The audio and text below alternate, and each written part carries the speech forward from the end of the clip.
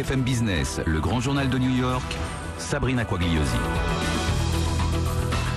Le marché immobilier pépite de l'économie américaine, alors que les signes d'essoufflement se multiplient aux États-Unis, l'immobilier semble résister et même aller beaucoup mieux.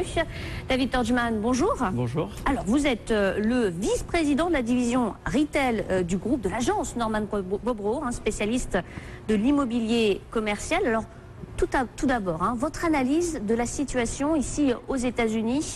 Les chiffres sont impressionnants. Si on regarde un petit peu les dernières données, les prix remontent, les ventes remontent également. Et vous qui êtes au contact de ce marché immobilier au jour le jour, est-ce que vous sentez cette amélioration ? Il y a une amélioration avec le temps. Depuis 2008, on a eu une crise majeure. Il ne faut pas se le cacher, les États-Unis sont touchés par une crise. Des villes industrialisées comme Détroit ou Dallas souffrent aujourd'hui. Ouais, on a des zones qui sont bien touchées. On a l'Amérique profonde qu'on peut appeler. Et ces zones-là souffrent toujours. L'immobilier, il y a une relance. Il y a beaucoup de groupes maintenant qui achètent à la baisse parce que les prix sont assez bas. Ils investissent. Il y a des investissements. Le marché remonte petit à petit, mais les gens sont très prudents. Ils font attention aux investissements, ils font attention aux zones et surtout très sélectifs.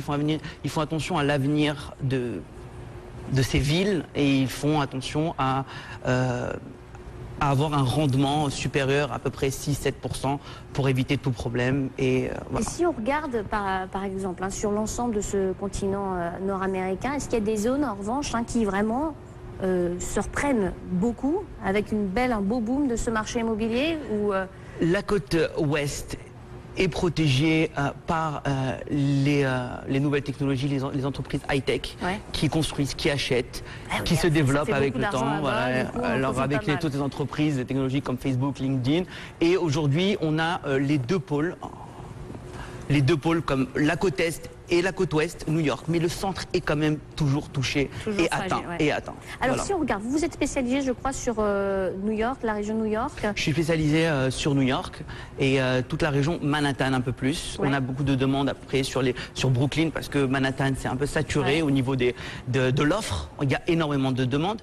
New York, c'est une bulle dans la bulle. Moi, c'est ce que je peux appeler. Il y a l'île de Manhattan, c'est pour moi la vitrine des États-Unis sur le monde. Et moi, je représente en général la division internationale. Beaucoup d'internationaux. Je travaille beaucoup avec des entreprises américaines, mais j'ai de plus en plus d'internationaux qui veulent venir apporter leur business concept et venir sur New York. Donc, on a plus de demandes que d'offres aujourd'hui.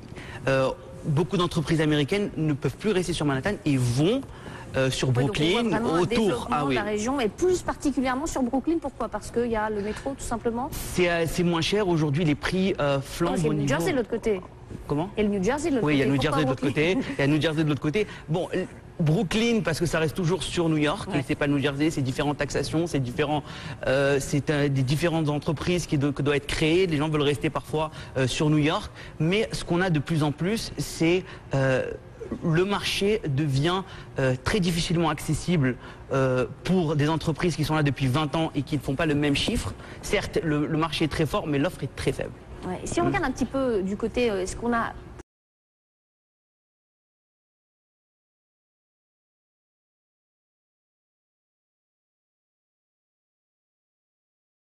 Si on regarde par exemple le résidentiel, est-ce que... Le résidentiel est très fort aujourd'hui.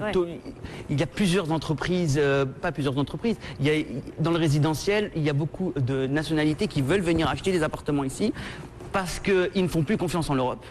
Ils préfèrent les États-Unis, c'est un marché quand même qui souffre, mais qui est plus stable pour eux.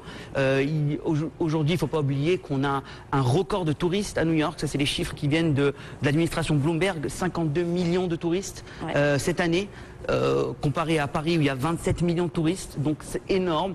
Donc l'administration Bloomberg a demandé de construire 75 000 logements, y compris hôtels, d'ici 2015. Parce qu'on ne pense pas, ils ne pensent pas accueillir les touristes encore plus sur les années. C'est-à-dire que il y aura une pénurie à partir de l'année prochaine. Alors si on regarde un petit peu du côté de vos activités, votre activité à vous, on vous parlait d'une clientèle internationale, est-ce qu'il y a beaucoup de Français? Énormément de Français. Ils viennent tous les jours, ils veulent importer leur business concept. Aujourd'hui, l'alimentation, la French Touch marche. Ouais. Beaucoup de restaurants s'ouvrent. Beaucoup de restaurants, comme vous voyez le classement des 10 restaurants les plus célèbres à New York, il y en a 5 qui sont français. Aujourd'hui, l'alimentation, le prêt-à-porter est très célèbre. Aujourd'hui, New York, c'est une ville cosmopolite. Tout le monde a un regard sur l'Europe, sur tout ce qui est fashion Europe, tout ce qui est alimentation européenne. Et aujourd'hui, les Français ont le vent en poupe, il faut dire la vérité. Aujourd'hui, ils montent des projets, ça leur prend 1 ou 2 ans, mais quand ils démarrent, c'est un succès. J'ai beaucoup de mes clients qui aujourd'hui ouvrent 2, 3 magasins ou tout simplement ceux qui veulent des offices de bureau. Aujourd'hui, ils prennent d'autres étages, des banques. Je représente beaucoup de banques avec qui je travaille. Et aujourd'hui, les banques, c'est encore un secteur où on recherche. On recherche, bien sûr, d'autres étages. On s'agrandit, on se rétrécit. Il y a d'autres banques qui se créent, des petites banques, des banques d'affaires. Il y a beaucoup de demandes là-dessus aussi. Donc, alors, comment ça se passe concrètement? On prend contact avec vous. On dit voilà, moi, j'aimerais bien ouvrir un restaurant ici aux États-Unis. On vous donne un petit peu le lieu. On aimerait plutôt dans le nord de Manhattan, dans le sud, et vous cherchez donc tout bêtement le lieu. Vous avez. Moi, j'ai facilité avec le temps ce processus. Pourquoi? Parce que le Français, quand il arrive aux États-Unis, il ne peut pas dire j'ai mon concept et je vais venir. Je travaille avec des professionnels du réseau, c'est-à-dire des avocats, des banquiers, des architectes qui arrivent. Voilà, j'apporte cette plateforme.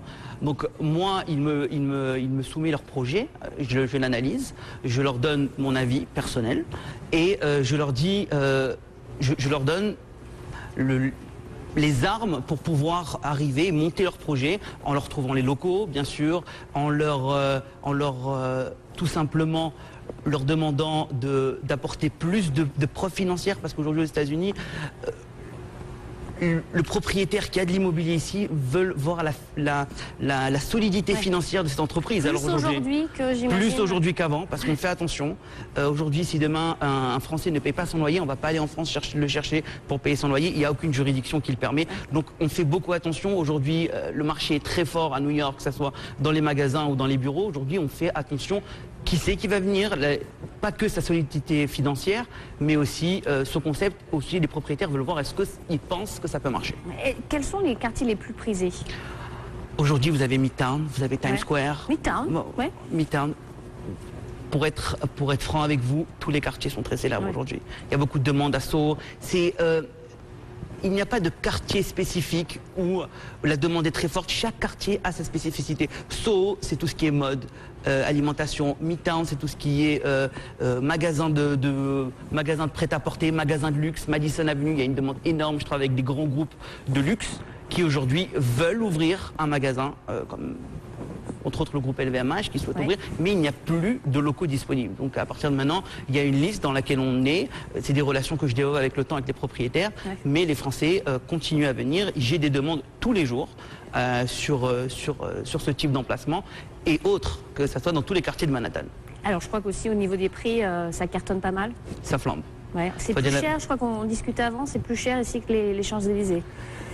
Vous avez un quartier comme Times Square, où aujourd'hui le prix moyen, je vais parler en square foot et en mètre carré, aujourd'hui on est à 8000 square feet, on est à $8 000 per square feet. C'est-à-dire aujourd'hui on est à 80 000, à peu près 70 000 euros le mètre carré.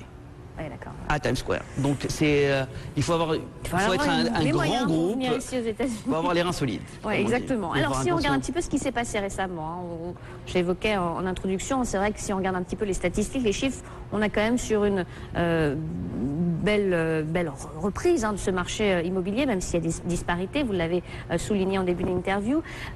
Si on regarde un petit peu ce qui s'est passé récemment, on a beaucoup parlé de l'impact du passage de l'ouragan Sandy. Alors ici, aux États-Unis, ça a été New York a été vraiment touché. Vous l'avez senti? C'était une vraie catastrophe. La zone 1, c'est toute la zone downtown de Manhattan a été touchée. Le sud de Manhattan, Le sud de Manhattan a été touché.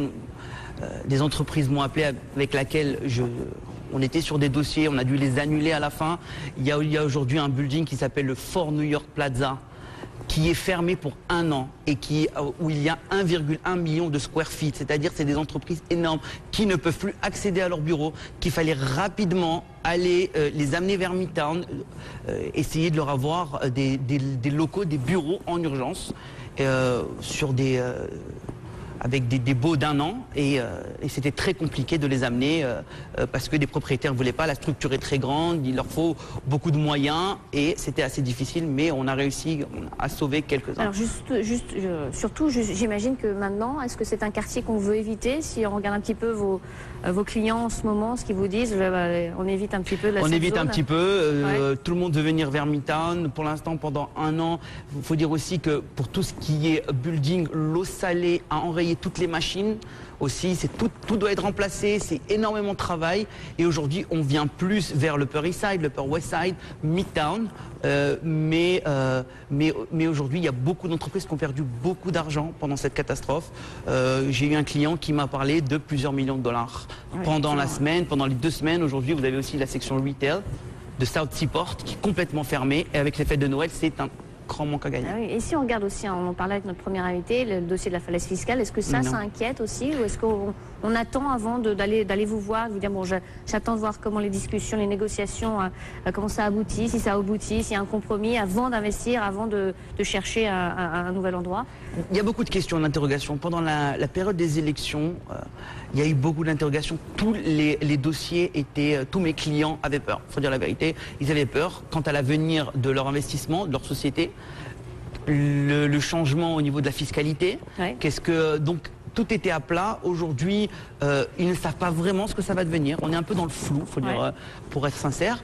Et on essaye aujourd'hui de voir un peu plus dans l'avenir. On a plus de confiance à peu près. En Barack Obama aujourd'hui, les gens lui font plus confiance parce que Mitt Romney, on savait que c'était quelqu'un qui voulait arriver avec des projets, mais on ne sait pas si vraiment il allait jusqu'au bout. Barack Obama, sur New York, c'est une ville pro-Obama, donc ils lui font confiance et on attend de voir l'avenir. C'est trop tôt pour se prononcer. Vous êtes rapidement optimiste pour 2013 ?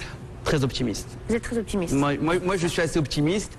Quant aux entreprises françaises, pour en revenir, je suis très optimiste et je leur dis aujourd'hui de venir investir à New York et de se développer et de ramener leur savoir-faire. Et aujourd'hui, j'essaierai de les aider, mes confrères essaieraient de les aider comme ils peuvent à qu'ils deviennent très successful, comme on dit. Eh ben, merci beaucoup, David Turgeman. Merci d'avoir été avec nous. On marque une pause, on va tout de suite parler de l'essentiel de l'info. On se retrouve après.